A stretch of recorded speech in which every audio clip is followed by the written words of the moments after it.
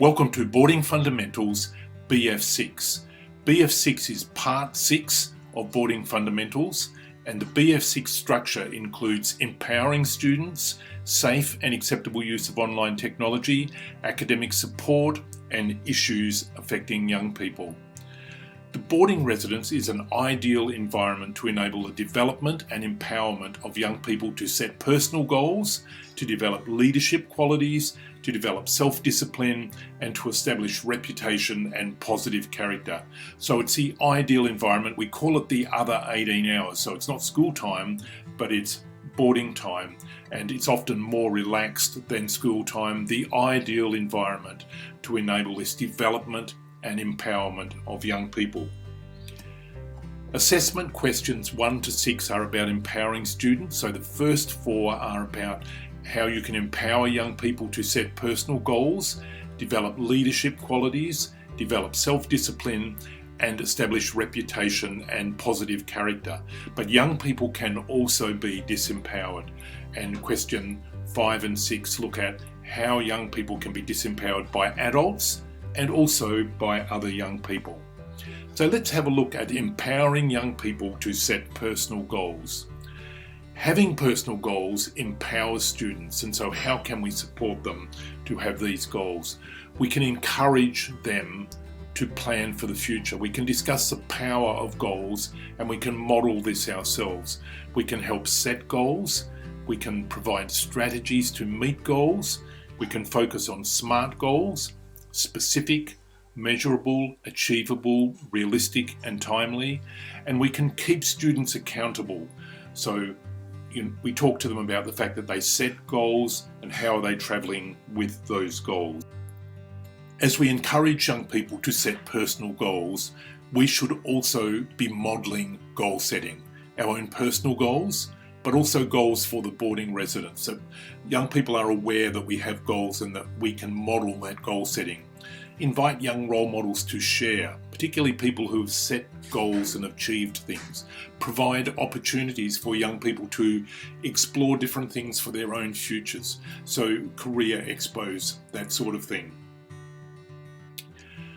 The boarding residence is a great environment for empowering students in leadership. There are lots of opportunities in boarding for young people to experience being a leader and also to learn leadership qualities. So discuss the qualities of leaders, how to develop these qualities, responsibility, initiative, etc. Invite leaders in to talk about their learning and their journey. Show movies of young leaders as we're developing this student leadership. Have discussion time about the qualities of leaders and how to develop those qualities. Provide opportunities and training for leadership, running activities, leading house meetings. There's so many opportunities. Recognition for leadership, and support students' initiatives like the Drought fundraiser that was initiated by young people in boarding. There's lots of YouTube clips and movies about young leaders, and you can see some here. Lydia Williams, a goalkeeper, Mean Wyatt, Jean Hincliffe, Siobhan Sutton, and these and many other young leaders. There's lots of movies and lots of clips about them. There's a lot of useful sites too for leadership and about developing leadership. The Yes Project, encouraging young people to act as positive leaders and supportive friends in all their social spaces, but particularly online. And then we have the United Nations Youth Leadership Program, Multicultural Youth, YMCA leaders, and Haligen, developing young leaders since 1997. So there's lots of material on leadership, lots of opportunity to develop leaders in boarding. Then we can empower young people to be self-disciplined. In his book, Focus and the Hidden Driver of Excellence, Goleman made this comment. He said, "A child's level of self-control, or a young person's level of self-control, is every bit as powerful predictor of adult success and health as are social class, wealth, family of origin, IQ, etc." It's a pretty powerful statement. He went on to say, It is also the same for school success. High self-control predicts better grades, better emotional adjustment, better interpersonal skills, a sense of security and adaptability. That's high self-control. Another author, Baumeister, went on to say this. He said, forget about self-esteem and concentrate more on self-control and self-discipline. Failure of self-control is implicated in most of the problems that plague us. The 4 skills of self-discipline are concentration, not being distracted, completion, self-paced timelines, etc., consistency, routines, commitment to team training, etc. And you probably know about the Stanford 2 marshmallow tests, when these marshmallows are put in front of young people, generally young children, and they're told, if you eat that marshmallow, that's it, you can only just have one. If you don't eat the marshmallow, then you'll get a second marshmallow. And these young children developed all these strategies for not eating the marshmallow. So they would not look at the marshmallow because they knew that if you look at it, then you'll probably eat it. They distracted themselves with other things, and so on. So that's the marshmallow test. Look it up sometime. It's very interesting. But it's important that we can empower young people to be self-disciplined. And self-discipline is really almost like a muscle. You know, we can work on it and develop it, and it's a very good skill to take forward as young people move out of boarding into further training or into university or work. This skill of self-discipline is just so important. All right, when we're teaching young people to be self-disciplined, we can just do this, as I said, it's just like a muscle. It's essential to our self-management. We can have strong routines and expectations, and that will help a young person to develop their self-discipline. We teach the 4 C skills. Let students feel the effect of any lack of self-discipline. So don't protect them from the effect of the lack of self-discipline, and encouragement for positives and achievements. Empowering students for reputation and character. How are you doing this in boarding? Discuss reputation and character, real life examples, movie clips. Focus on positive character traits. You know, maybe 1 character trait every week. Give feedback, positive comments from the community, etc. You know, if the community members have said something really positive about your students, then make sure the students hear about it. Involve in public events, representing the school, and acknowledge when they've done it well. Discuss their digital footprint, their long-term reputation. And, you know, when students do things that they shouldn't do, reinforce that this sort of behaviour reflects not only on themselves, but on their family and on the whole boarding community. So that's about empowering students in reputation and character. Sadly, students can also be disempowered. They can be disempowered by adults when they are unable to participate in decisions and actions that affect their own lives. This can occur when there's discriminatory behaviour from adults, when young people are given labels such as lazy, social media addicted, screen obsessed, uncaring, unmotivated, incapable of directing their own lives, and this can occur when we have low expectations for what young people can achieve. Low expectations lead to adults making decisions for young people, and it leads to the non-participation of young people. This disempowers young people. So we need to be very careful that we do not disempower young people.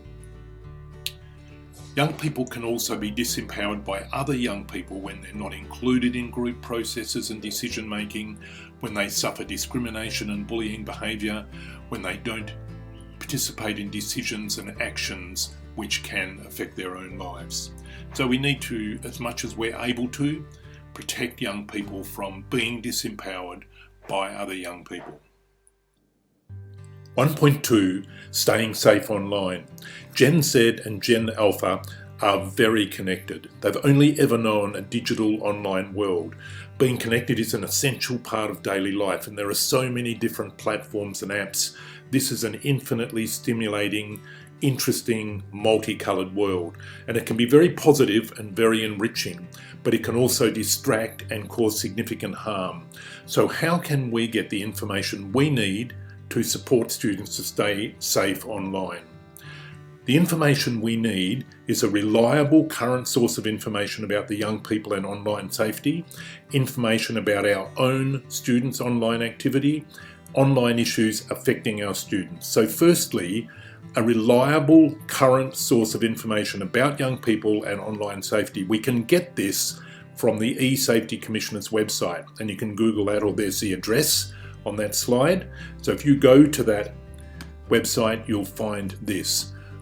On the bar at the top, you've got educators, parents, young people, kids, women, seniors, diverse groups, and industry. There's a section for educators, and it has this Young Mentors program, which is bringing together secondary students with older Australians. So that's on the Educators tab. If you click on the Young People tab, then you'll come up with all these different topics. And if you click on a topic, so for example, if you click on cyberbullying, then you'll come up with the detail on cyberbullying, what cyberbullying is, so cyberbullying defined, how to deal with cyberbullying, and there is also these videos of young people or young mentors, models talking about cyberbullying. So that's where we can get very good, very current, very reliable information about the online world and ways to protect young people. Secondly, we need information about our own students' online activity. So survey your students. This could be a formal written or online survey, or it could just be a formal discussion survey. And then you could have informal discussions to learn what online activity they're in, what apps they use, what interests them, what takes up their time online, all of those sort of things. Thirdly, what about issues that have been affecting our students? So we should be recording these all the time as they come up. So it might be a cyberbullying issue or some sort of gaming issue or something else, but recording these issues as they come up and then reviewing them each term or each year, and then having informal group and individual discussions with young people to learn the online issues that affect students. BF6 question 10 asks, what information can you give to support students dealing with unsafe or unwanted contact online? So we want to look at harmful online behaviour. What is it? Online activity, just being aware of the risks, and safe online practice. So harmful online behaviour is cyberbullying, or it could be cyber harassment or online bullying, online hate, sharing nudes or image-based abuse, fake news, catfishing, trolling, safe or unwanted contact, disturbing contact, and drama online. And so all of that is on the eSafety Commissioner's website. If you're unsure about any one of those, catfishing for example, or trolling, then go online and have a look at it, check it out.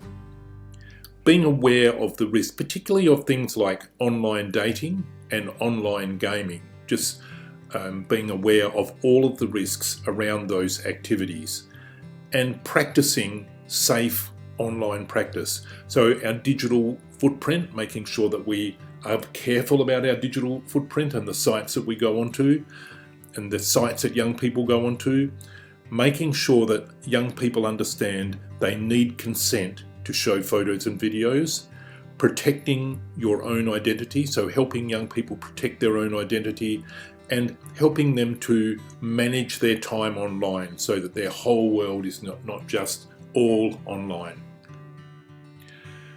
So looking at unsafe or unwanted contact, what actually is that? And this is on the eSafety Commissioner's website. Unsafe or unwanted contact is when you feel uneasy online, contact that may feel harmful, and signs of unsafe or unwanted contact to look for is when their stories are not adding up. They find you and they talk to you across all your social media accounts, or more than just one, multiple social media accounts. They've found you, they're stalking you. They're overly interested in the details of your life. They say things that leave you feeling uncomfortable. They hint at wanting favours. So how do I keep myself safe? Make sure your accounts are private, clean up your contacts list, state and set your boundaries. BF6 question 11 is, what information can you give to support students involved with online gaming? And so this is from the eSafety Commissioner's website, online gaming. Work out if gaming is having a negative impact on your life. Are you playing these online games late at night? Are you finding it really hard to get to sleep because your mind is still buzzing? Are you not getting your schoolwork and assignments done but still spending lots of time gaming? So there's lots of ways of working out if gaming has a negative impact on your life just by answering those questions. Are you getting harassed by others while gaming? If so, don't respond, change your settings and talk to somebody about it. In your residence, you should look at your rules, the areas for gaming, and the provision of technology. Do you need more supervision? Do you need policy changes? That sort of thing. Another issue is online gambling. The thrill of winning can become really addictive, and so there's groups and peer group pressure to get involved in online gambling. Be alert for hints in conversations with young people and discuss the long-term effects of online gambling. 6.3 Academic support. Student boarding facilities in Australia generally exist so the student can attend an educational facility either attached to the residence or nearby. The primary purpose of most student residences is to support the academic development of the student and to support the school in the provision of learning opportunities. To provide that academic support, we need to have a residence culture which values and encourages academic learning. To ensure that students have the best possible environment for study and homework, this includes a physical environment that is comfortable, includes appropriate equipment and facilities, and is free from distraction. To ensure that students have support for study and homework, students should have access to qualified support staff, tutors, specialist subject area staff as required. And to ensure that there's sufficient time in the boarding program for homework as well as study. And this will increase, of course, as students approach exam time. Some students may require additional time and support. Work with students to set their own goals for learning, homework and study. Empower students to develop habits of discipline and self-management. Have learning programs in the residence that support academic achievement, and this might involve bringing in visiting speakers. You might be able to find a YouTube video or some sort of program and help young people learn about study habits, researching, avoiding distractions, taking notes, writing an essay, preparing for an exam, sitting an exam. All of these sorts of little learning programs will help students with their academic progress.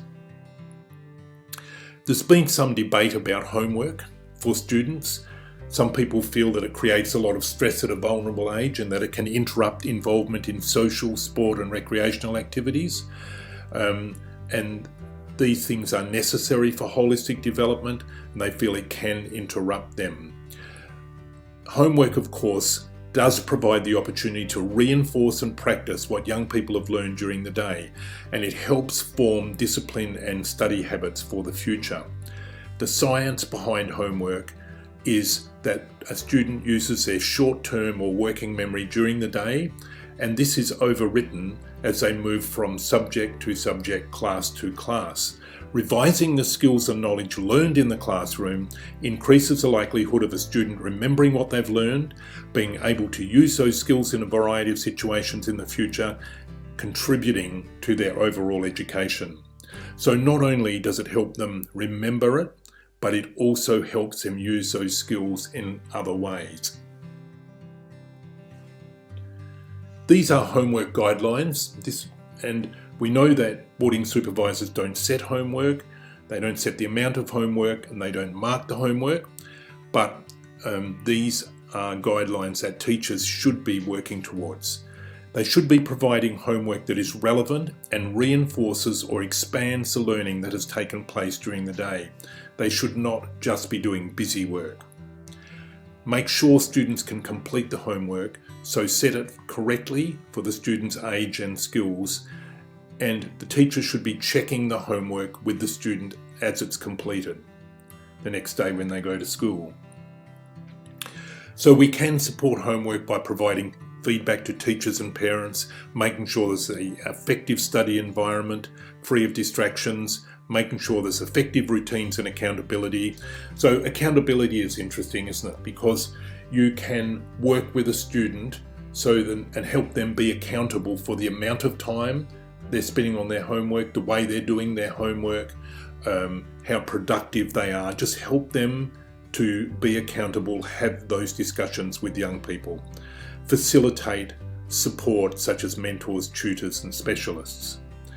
The amount of time, this is going to vary of course for the type of courses that a student is doing. Different schools will advocate different things, but it's roughly like this: about 30 to 45 minutes a day in year 5, 45 to 90 minutes by year 9, and 1 to 3 hours per night in year 10 to 12, with more work of course as you're approaching exams. Gifted and talented students. Garnier's model is a generally accepted definition of giftedness and talent in Australia.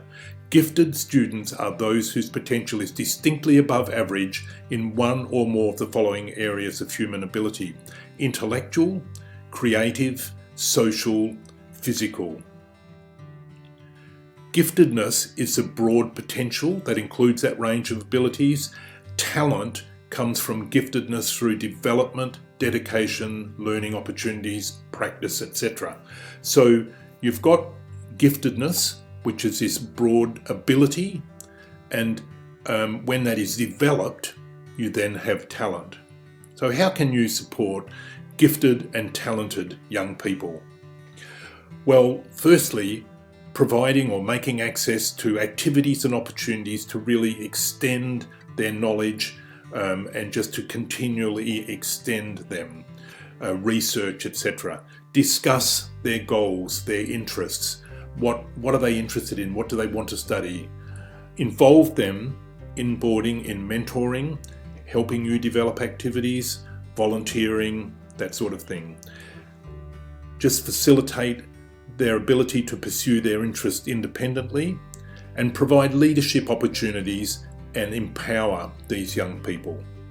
So that's gifted and talented young people. 6.4, issues affecting students.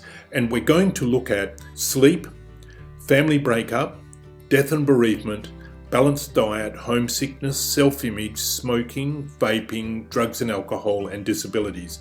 And I know there's lots of other issues that affect students, but we're going to focus on these today.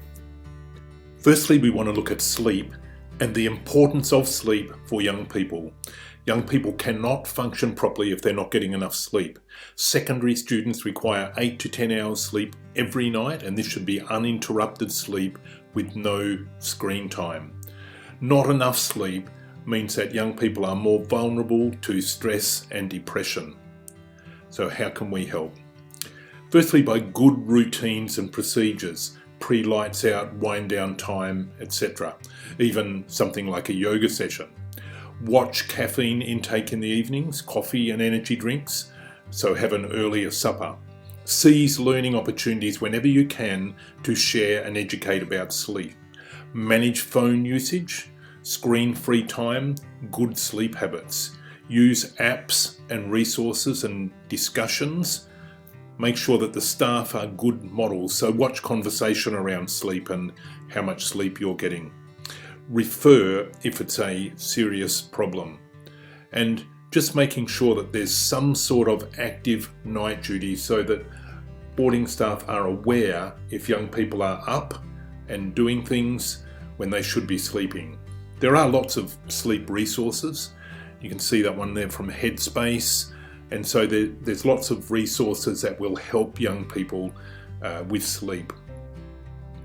Family breakup. Family breakup is hard for everybody, especially for young people. Every situation is different. Young people can be angry, confused, feel abandoned. They have these loyalty conflicts between parents, and they need time and space to process. They need to feel safe and secure, and the boarding residents can provide that sort of stability. Again, there's resources around, like this Generation Next article. So there are these resources who can help and advise us during family breakup or parent separation. The law says, Family Law Act 1975, that when a family breaks up, children have the right to know and be cared for both parents, regular contact with special people such as grandparents and other family members, protection from abuse, neglect and family violence. Parenting plans, they describe where children will live, how and when they will spend time with each parent, how and when they will spend time with other important people, what will happen for holidays and special occasions, how parents will take care of their schooling, healthcare, emotional well-being and religious needs. Parenting orders are made by the courts, so they are legally binding. Parents have to go back to court if they want to change that order.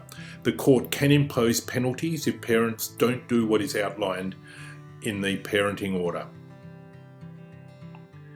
The head of boarding needs to know and communicate arrangements in a parenting order, the relevant parts of the parenting plan or the parenting order, who will be the parent contacting the residents, what the arrangements are for contact, arrangements for exit weekends and school holidays, and are there any restrictions on any party picking up or contacting students, such as restraining orders. So the head of boarding will convey the relevant parts on a need-to-know basis generally, on what you need to know.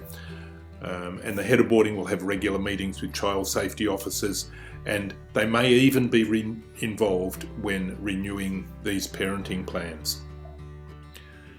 How can you help? Well, you can be available to listen with empathy, recognising how tough this is for young people, just being aware of parenting plans, family law, court orders, etc. Ask what you can do to help. If necessary, offer referral for professional help, for a counsellor or a psychologist. Keep routine predictable and consistent. This is really important because just having a predictable, consistent routine can provide that security for a young person that they're probably not going to get at home at this particular time. Involve young people in decision, give them a sense of control, that they are controlling these decisions. Encourage regular contact with family, significant others, and let teachers know what is happening with permission. So again, on a need-to-know basis. There's some resources for relationship breakup. So death and bereavement, how do you support a student? You may even be involved in letting a student know that a significant person in their life has passed away. Very often this will be the head of boarding, and with today's technology, sometimes this is parents texting or phoning. But if they are doing that, then they also need to let boarding know so that the student can be supported. If you are supporting a student, make sure you've got privacy, a comfortable area, food and drink, sit side by side, listen with empathy and ask how you can help. Ensure access to the family in whichever way possible, Skype, phone call, whatever. Continue vigilance and support, just watching particularly for students who are very quiet, not engaging. Offer counselling if required, help, headspace, well-being coach, chaplain, etc. And remember the anniversaries. Record the anniversary somewhere so that you can support the young person when these anniversaries come around. If a staff member or a teacher or a student dies, most of the students will be affected, and don't underestimate the impact. It can be a huge impact on young people. Delay the announcement until you're ready to support. Have counsellors ready, and you may have to deal with technology. You may have to lock technology down for a while so that young people are not communicating this news out when they shouldn't be. Lead in gently and provide enough detail to avoid rumours.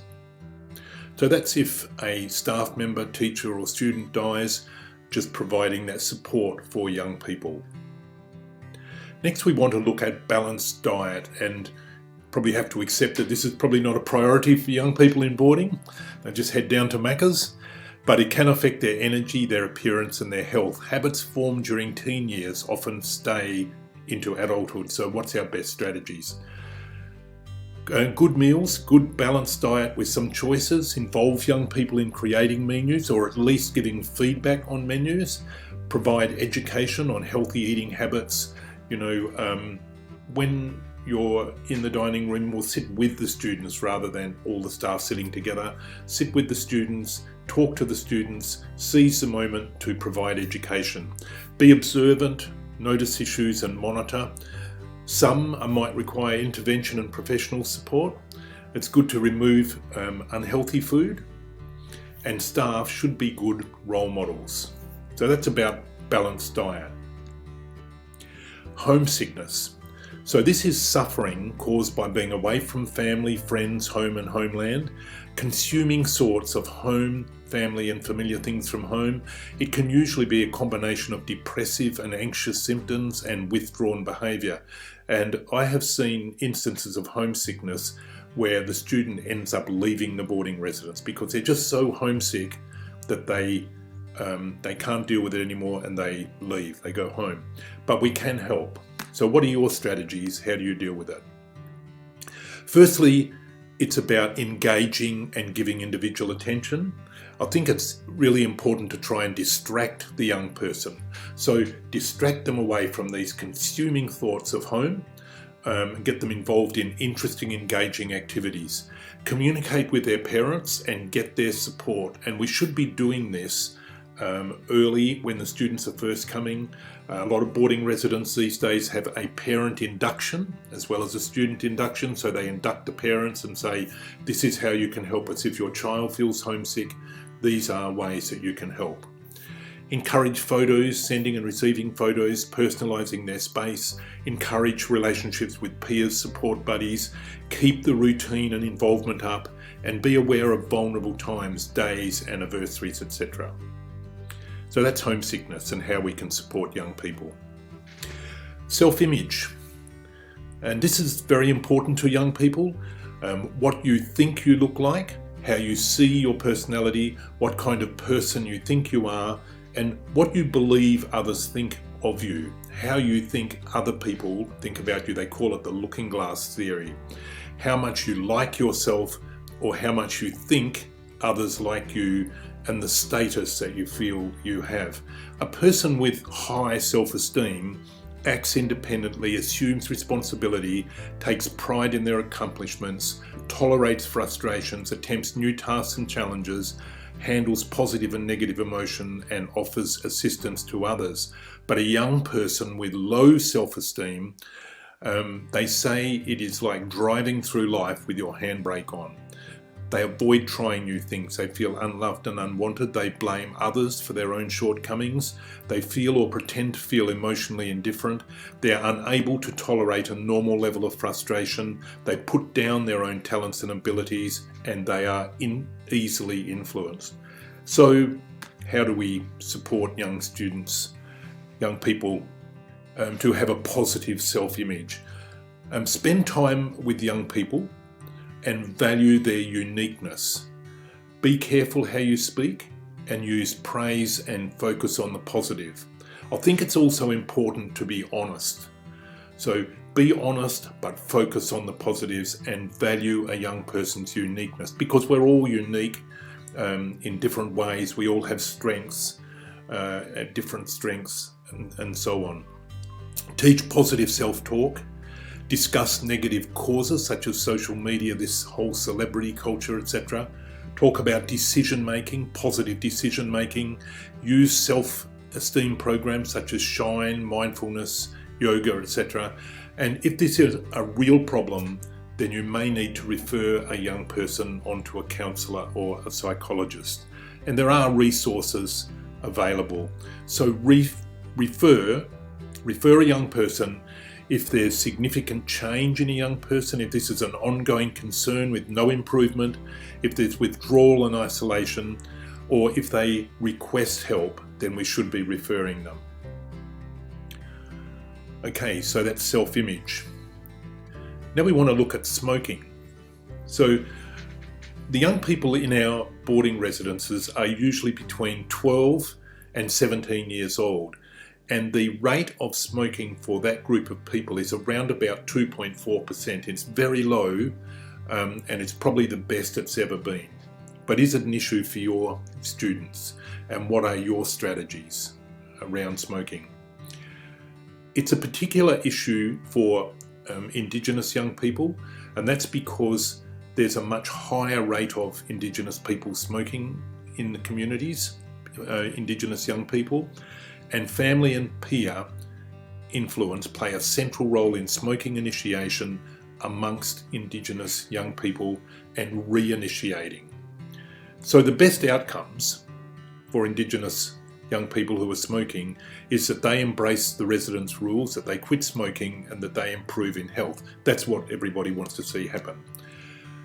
But sadly, what we are seeing sometimes is that young people are being suspended or expelled for smoking when everything else they do is positive. Everything else they do is good, they're obeying the rules, but they are smoking and they're being suspended or expelled for it. We know smoking is detrimental to their health. There's so much evidence about that, and so the residents can't turn a blind eye to smoking, but hard line rules without help is not good duty of care. So what do? We use interventions, anything that will help the young person, any sort of intervention or alternative that will help a young person. These have significant effects, and there's quite a few programs that are available to use in schools, and these programs do work. Gentle but consistent pressure to quit, find out what the triggers are, but more serious consequences if young people are smoking inside buildings, if they are smoking with other students, or if they're providing cigarettes to other students. Providing education and support, getting professionals in to talk to students, and using suspension as an absolute last resort because it's vital that students continue in boarding to complete their education. We want to look too at vaping, because one of the sad things is that we have this very low rate of smoking amongst this group of 12 to 17 year olds, but we have a rapidly increasing group of students who are vaping. There's a great increase recently. We know now that there's toxic chemicals that can harm the adolescent brain and lead to dependence. And we also know that vaping nicotine is associated with tobacco use later on. There are still many unknowns about the chemicals in vaping, but we know that there are chemicals in vaping which are very problematic for young people. It's illegal to sell vapes to friends at school or in the community. How to tell if a student is vaping? Signs that a person is vaping: a sweet scent in the air, unfamiliar pens and US drives, they're drinking more water, nosebleeds, a smoker's cough or mouth sores, new batteries and chargers, discarded vaping pods and devices. Okay. There are resources to help with vaping, and this is a school governance article, and there's other material as well to help young people quit vaping. So how can we support young people? Develop effective policy and preventative approaches. So you may need to have bag checks. You might need bathroom patrols. Some schools are putting detectors in bathrooms. Educate staff on signs of vaping and have positive behaviour support. Student education, get professionals in to talk to students, have resources, posters, etc. Individual support and pressure to quit. Find out the reasons or the triggers why young people are vaping. You may need to have consequences for young people who are vaping or bringing vapes to school, and you will of course involve parents in this whole process to help young people to stay off vaping and to, if they are vaping, to stop doing it. Drugs and alcohol. So we know drugs and alcohol alter the body's function either physically or psychologically. Sometimes they're legal, like alcohol, caffeine, tobacco, etc. But they may not be legal for your age students. Or sometimes they're illegal, like methamphetamines, cannabis, ecstasy, cocaine, and heroin. The abuse or incorrect use of legal drugs or any of the illegal drugs has a significant effect on a young person's well-being, their progress in school, their social life, and their progress in the boarding residence. Abuse of drugs and alcohol in teenage years can develop into lifelong habits. And again, there's lots of resources out there. So is this an issue for you, and what are your strategies? We should be educating, taking any opportunity that we can to educate young people about the health risks and the legal issues around drugs and alcohol. Support a positive lifestyle, focus on activities, sports, interests and role models. And make sure students have resources, particularly books like Paul Dillon's book, Teenagers, Alcohol and Drugs. Get students help if needed, a case plan or whatever they need to help them. And there's going to be consequences which are related to the severity of the incidents. So that's drugs and alcohol in boarding. The last part of BF6 is about disabilities and supporting young people with disabilities in boarding. Different types of disabilities include physical, which affects a person's mobility or dexterity; intellectual, which affects a person's ability to learn; mental, which affects a person's thinking processes; sensory, which affect a person's ability to hear or see; neurological, affects a person's brain and central nervous system; learning disability; physical disfigurement; or immunological, the presence of organisms causing disease in the body. To be considered a disability, the impairment or condition must impact daily activities, communication and/or mobility, and has lasted or is likely to last at least 6 months or more. Disabilities can result from accidents, illness, genetic or disorders. A disability may affect mobility, ability to do things, or ability to communicate. And some people have more than one disability. 1 in 5 people, almost 4 million people in Australia, have disabilities. Of the different types of disabilities, 84% are physical disabilities, 11% mental and behavioural disabilities, and 4.8% intellectual or developmental disabilities. Students with disabilities mostly attend regular schools or special needs units in mainstream or regular schools. Some attend special schools, including the special assistance schools, which cater for students with high-level needs.